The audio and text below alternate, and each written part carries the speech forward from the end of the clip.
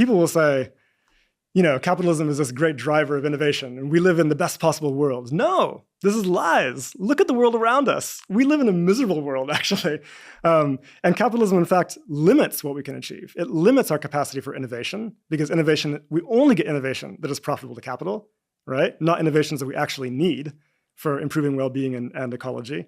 And it limits what we can actually do with our labor. We know what we need to be doing, building the houses, building the renewable energy systems, building the public transit, but we are not permitted to do those things, even though we have the capacity to do it, because we don't have control over our productive capacities. This is crazy.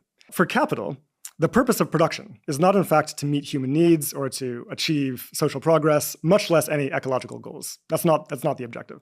The objective is very singular, which is to maximize and accumulate profit. Now, this leads to, as a result, perverse forms of production, right? So capital makes massive investments in producing things that are profitable to capital, things like SUVs and fast fashion and mansions and private jets and the military-industrial complex, right?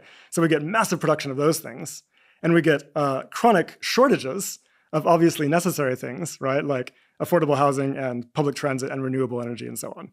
And so this is actually what explains our current paradox, the double crisis that we face right now in the world, right? Which is an ecological crisis driven by massive production to the point of overshooting 6 planetary boundaries, driving ecological breakdown.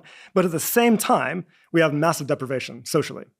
2 billion people around the world live in food insecurity. I mean, something as basic as food security cannot be supplied by capitalism for everybody.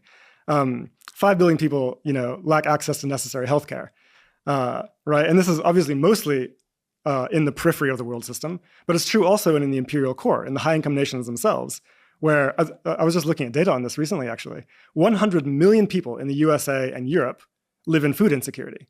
I mean, think about this. The richest countries in the world cannot even guarantee something as simple as food security to their citizens. The working classes in these regions are immiserated despite the vast wealth that they produce.